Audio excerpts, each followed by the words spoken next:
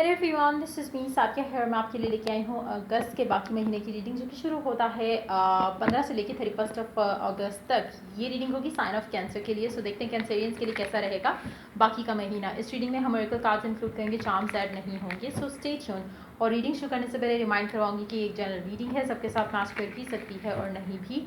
सो जो बातें, जो मैसेजेस आपकी लाइफ में आपकी सिचुएशन से मैच करते हैं, आप उन मैसेजेस को पिक करो, बाकी सबको छोड़ दो। अगर आप पर्सनल रीडिंग्स चाहते हो, पेपॉल से इजी पैसा से पेमेंट कर सकते हो। सिर्फ तभी रीच आउट करो ताकि आपका भी टाइम वेस्ट नहीं हो और मेरा भी। इसके अलावा अगर आप चाहो तो इंस्टाग्राम पे डेली रीडिंग्स के लिए फॉलो कर सकते हो। सो कैंसरियंस, देखते हैं क्या आने वाला है आप लोगों के लिए बाकी के महीने में।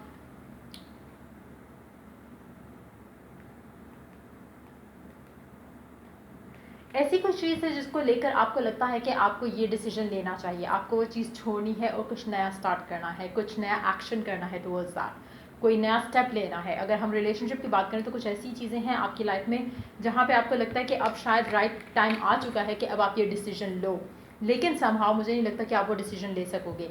चाहे वो किसी इंसान को छोड़ने का डिसीजन है, चाहे वो किसी रिलेशनशिप को एक्सेप्ट करने का डिसीजन है, कुछ ऐसी चीज़ है आपकी लाइफ में जो कि आपको लगता है कि शायद अब आप कर सकोगे, लेकिन आप नहीं कर सकोगे। आप वापस उस चीज़ पे आओगे जो आप छोड़ना चाह रहे हो, चाहे जॉब है, चाहे लव लाइफ है, चाहे पर्सन है, सिचुएशन है।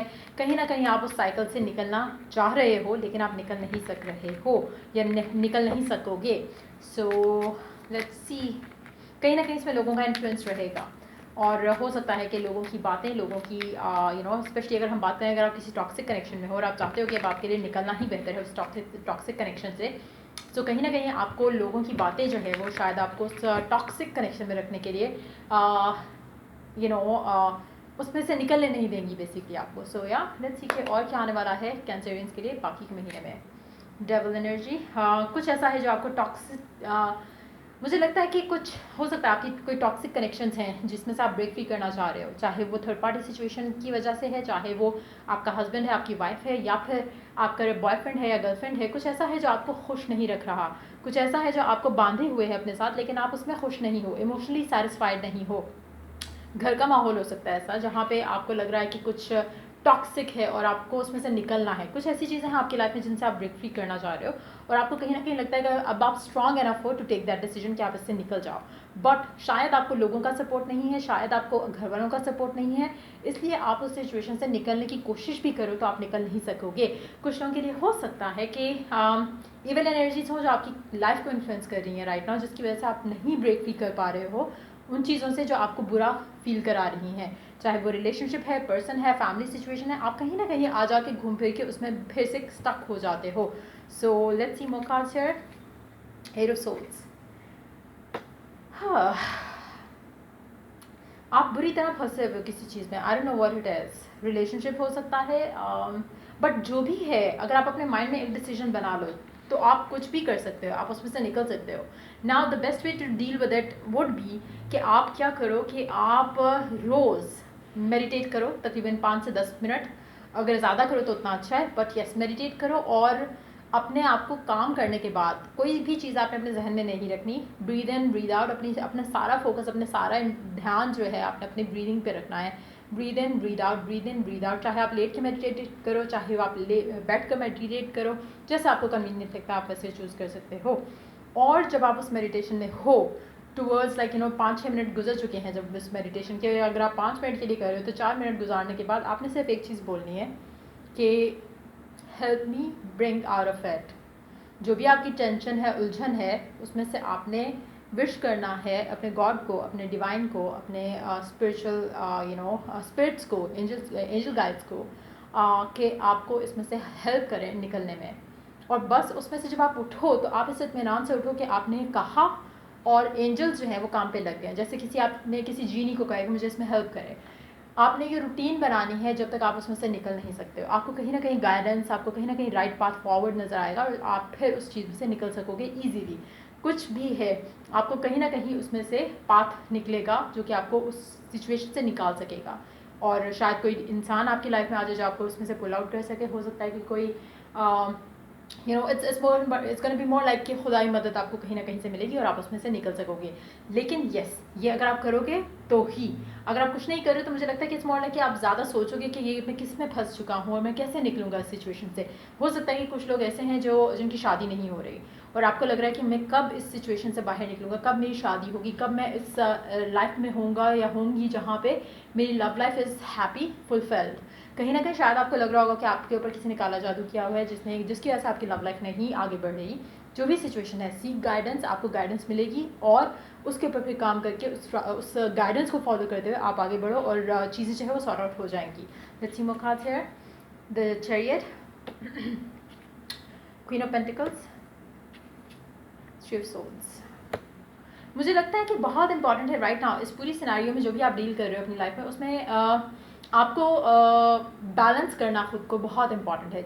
चाहे कुछ ऐसा है जो आपको हर्ट कर रहा है, बॉदर कर रहा है, लेकिन जब तक आप अपने आप को इनर सेल्फ को, अपनी इनर सेल्फ को बैलेंस नहीं करते हो, ज़्यादा इंडल्ज करते हो इस तरह की थिंकिंग में जहाँ पे आपको पता है कि नेगेटिव चीज़ है, कुछ ऐसा ब्लॉक है जो आपको ब्लॉक कर रहा है, कुछ ऐसी चीज़ है जिससे आप ब्रेक फ्री करना चाह रहे हो लेकिन आप नहीं कर पा रहे हो। लेकिन उस सिचुएशन में आपको क्या करना चाहिए, प्रोडक्टिव सोचने की ज़रूरत है यहाँ पर।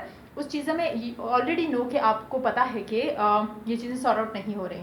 अब आपको सोचना यह है कि कैसे आप इसमें से निकल सको, क्या आपको करना चाहिए। कुछ लोगों के लिए हो सकता है कि आप ऐसी टॉक्सिक कंडीशन में हो या रिलेशनशिप में हो या शादी में हो जहाँ पे आप फाइनेंशियली अपने पर्सन के ऊपर डिपेंडेंट हो, जिसकी वजह से आप अपना वो स्टेप नहीं ले पा रहे हो जो आपको लेना चाहिए या आप लेने का दिल करता है आपका।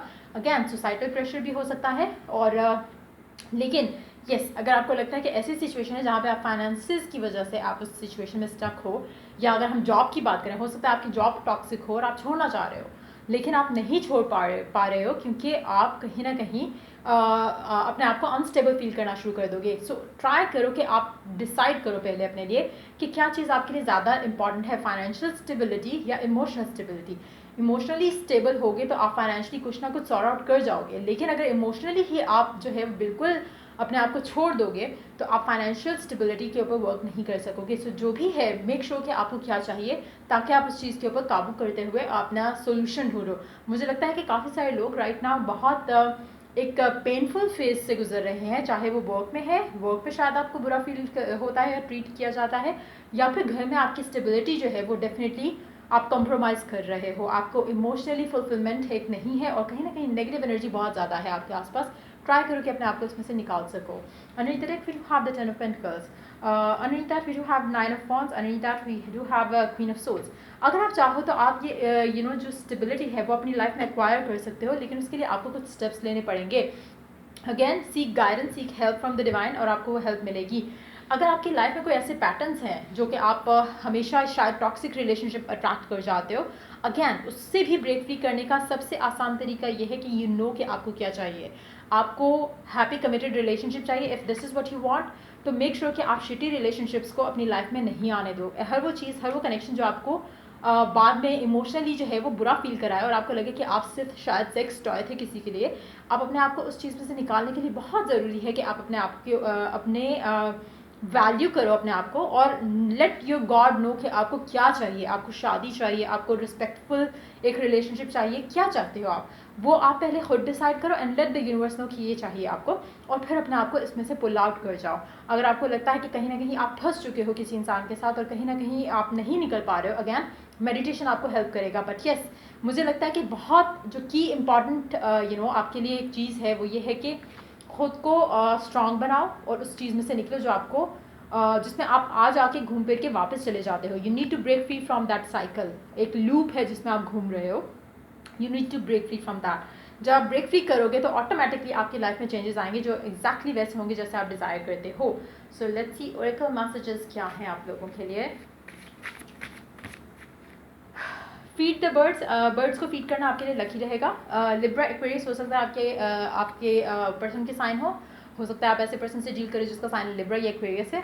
अगर एक्वेरियस और लिब्रा है तो यूजुअली एक्वेरियंस के अंदर एक वो होती है एडिक्शन वाली एनर्जी होती है, थोड़ी पॉजिटिवनेस बहुत ज़्यादा होती है। अगर आप ऐसे पर्सन से डील करें तो हो सकता है आपको वो एनर्जी से ब्रेक फ्री करना हो। बट येस, उसके अलावा है don't let them take you for granted. अगर आपका पर्सन आपको फॉर ग्रांटेड दे रहा है right now, it's again very important कि आप अपने आप को उस तरह के रिलेशनशिप से निकालो और कैसे निकालोगे? नोइंग कि आपको क्या चाहिए फर्स्ट थिंग, और उसके बाद take action. So let's see oracle messages क्या हैं आपके लिए. Be graceful in movement and action. एक चीज़ आपको पता होनी चाहिए कि यू डिज़र्व समथिंग ब्यूटिफुल. जब आप उस एनर्जी में होते हो जहाँ पे यू आर कॉन्फिडेंट कि आपको कुछ अच्छा डिज़र्व करते हो, देन ही आप कोई अच्छा डिसीजन ले सकोगे जिसमें आप खुद को प्रायोरिटाइज करते हुए एक ऐसी सिचुएशन से निकलोगे.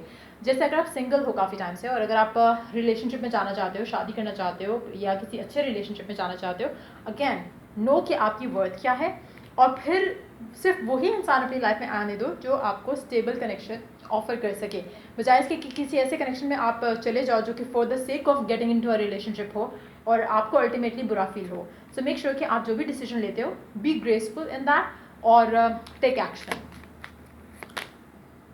B the light, white witch. Again आप जो भी अपनी लाइफ में जा रहे हो राइट नाउ, मेक श्योर कि आप अपने आप को उस तरह का इंसान बनाओ.